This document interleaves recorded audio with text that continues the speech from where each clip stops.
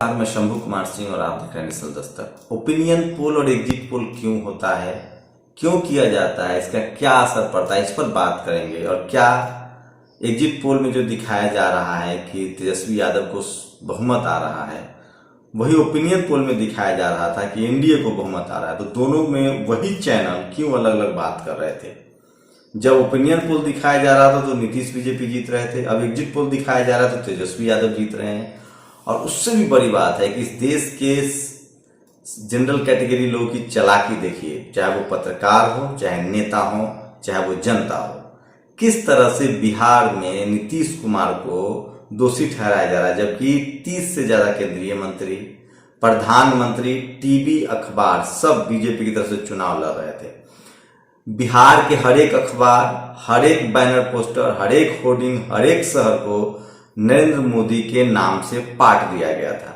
तो क्या इस हार के लिए अगर जेडीयू एनडीए हारते तो उसके लिए नीतीश जिम्मेदार है या बीजेपी जिम्मेदार है, मोदी जिम्मेदार है, इस पर भी बात करेंगे। लेकिन सबसे पहले ओपिनियन पोल पर बात करेंगे। और एक बात और कि क्या बीजेपी ने नीतीश कुमार को हराया, कि पहले नीतीश कुमार खत्म हो जाए उसके बाद विपक्ष की भूमिका में आएंगे। चिराग पासवान को लेकर आपकी क्या राय है, क्या चिराग पासवान बैकफायर कर गए, बीजेपी ने सोचा कुछ और था और कुछ और हो गया। तो सबसे पहले बात हम ओपिनियन पोल और एग्जिट पोल की करने जा रहे हैं। ओपिनियन पोल में तमाम चैनल जो आप देख रहे हैं, चाहे वो आज तक हो या जी न्यूज हो या एबीपी न्यूज हो, इन सब ने एनडीए को दिखाया था। दरअसल मोदी ही मीडिया है, मीडिया ही मोदी। अगर मोदी को हराना है तो मीडिया को हराना होगा, मीडिया को हरा पाएंगे तभी मोदी को हरा पाएंगे। दरअसल ओपिनियन पोल चुनाव से पहले किया जाता है। चुनाव आयोग का सख्त आदेश है कि वोटिंग के बाद आप ओपिनियन पोल नहीं कर सकते हैं, इसका ओपिनियन पोल पर रोक है। वही एग्जिट पोल पर भी रोक है कि एग्जिट पोल आप चुनाव के बाद ही कर सकते हैं। तो जितने ओपिनियन पोल होते हैं, मतलब कौन जीतेगा कौन हारेगा, ये चुनाव से ठीक पहले इसलिए किया जाता है कि भारत के हर एक घर में टेलीविजन है, हर एक घर में लगभग अखबार आता है। तो उसमें क्या है कि लोग अमूमन क्या होते हैं कि जो गांव ग्राम के, भी भारत में डेमोक्रेसी की जड़ें गहरी है, लेकिन लोग बहुत पॉलिटिकली अवेयर नहीं है और मीडिया अवेयरनेस नहीं है। बिहार को छोड़ दे, बिहार यूपी का थोड़ा अलग मसला है, बाकी रेस्ट ऑफ इंडिया में, बिहार में तो खैर उड़ती चिड़िया को लोग हल्दी लगाते हैं। तो ओपिनियन पोल इसलिए किया जाता है कि जो जनता कुछ 60% लोग फ्लक्चुएट करते हैं, उनको लगता है कि अच्छा तेजस्वी यादव जीतने वाले हैं तो तेजस्वी यादव को वोट कर दो, अच्छा एनडीए जीतने वाला है तो एनडीए को वोट कर दो, अच्छा नीतीश कुमार जीतने वाले तो नीतीश कुमार को जो वोट कर दो। तो मोटी रकम लेकर, मोटा माल लेकर टीवी चैनल जो है वो ओपिनियन पोल करते हैं। और चुनाव के पहला फेज का चुनाव, उसके आखिरी दिन तक वो ओपिनियन पोल करते हैं ताकि पार्टी विशेष को फायदा पहुंचाया जाए। अब आपको पता है देश का अखबार और मीडिया किसको फायदा पहुंचाता है। अब आते हैं एग्जिट पोल पर। जो चैनल ओपिनियन पोल में नीतीश कुमार को जिता रहे थे, एनडीए मोदी को जिता रहे थे, वो एग्जिट पोल में क्यों तेजस्वी को जिता रहे हैं। दरअसल एग्जिट पोल होता है चुनाव के बाद। इसको कोई भी चैनल जानबूझ के गलत नहीं करेगा, क्योंकि ये रिजल्ट होता है और अगर ये गलत होता है तो उसकी विश्वसनीयता खतरे में और ज्यादा पड़ जाते हैं। ऐसे भी कोई विश्वसनीयता है नहीं, सब पैसे का खेल है। तो इसलिए इनकी कोशिश होती है कि एग्जिट पोल सही दिखा दे जाए, क्योंकि अब तो इनके हाथ में कुछ है नहीं, वोटिंग हो गई है, नतीजे आएंगे, इनके हाथ से चिड़िया उड़ चुका है, दाना चुग चुका है, अब इनके जाल में तो कोई फंसने वाला है नहीं, लोग वोट कर दिए। तो अब ये चूंकि सरकार के साथ इनको दिखना है, तो इनको पता चलता है कि कौन सी सरकार आनी है, इनको एडवर्टीजमेंट लेना है, इनको रिश्ते अच्छे रखने हैं। तो बाद एग्जिट पोल जो होता है वो ये सही करने की कोशिश करते हैं ताकि सरकार से भी रिश्ते अच्छे रहें और इनका अपनी विश्वसनीयता भी बनी रहे। तो मैं इस देश के तमाम SC ST OBC माइनॉरिटी और बहुजन समाज से कहना चाहता हूं कि आप ओपिनियन पोल पर भरोसा मत करिए, टीवी अखबार पर भरोसा मत करिए।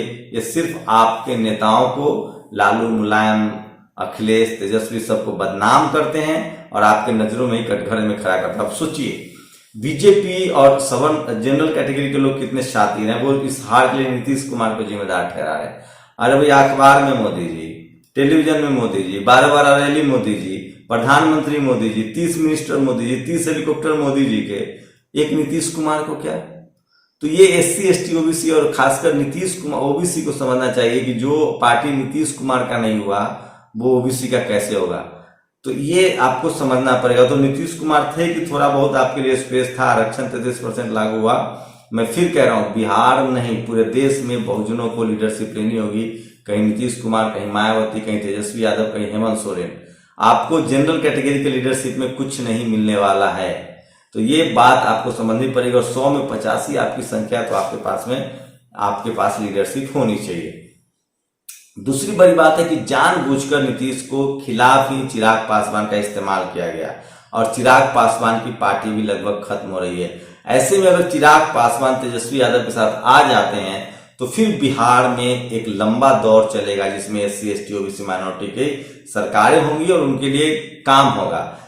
सबसे बड़ा मुद्दा जो है रिजर्वेशन है, सबसे बड़ा मुद्दा निजीकरण है, सबसे बड़ा मुद्दा NRC CA है, सबसे बड़ा मुद्दा जिस तरह से रेल बेचा जा रहा है, हवाई जहाज बेचा जा रहा है, रेल, गेल, सेल, भेल, PSU कंपनियां बेची जा रही है। अगर इसको बचाना है तो आपको बहुजनों की सरकार लानी होगी। मायावती, अखिलेश, तेजस्वी, नीतीश, चाहे चिराग पासवान, ये सब कभी रिजर्वेशन के खिलाफ नहीं जाएंगे क्योंकि ये सब उसी समाज से आते हैं। जनरल कैटेगरी का, चाहे वो नवीन पटनायक हो, ममता बनर्जी हो, चाहे RSS की सरकार हो, BJP की सरकार हो, ये कभी भी SC ST OBC माइनॉरिटी के पक्ष में नहीं होगा क्योंकि उनकी लीडरशिप जनरल कैटेगरी की लीडरशिप है, जो किसी भी कीमत पर आरक्षण नहीं चाहते हैं, जो किसी कीमत पर जातीय जनगणना नहीं चाहते हैं, जो किसी कीमत पर आपको आपका अधिकार नहीं देना चाहते हैं। अब तीसरी बात सोचिए, कितनी बड़ी विडंबना है। अमेरिका जैसे देश में, अमेरिका की आबादी कम से कम 16 करोड़ है, 15 से 16 करोड़।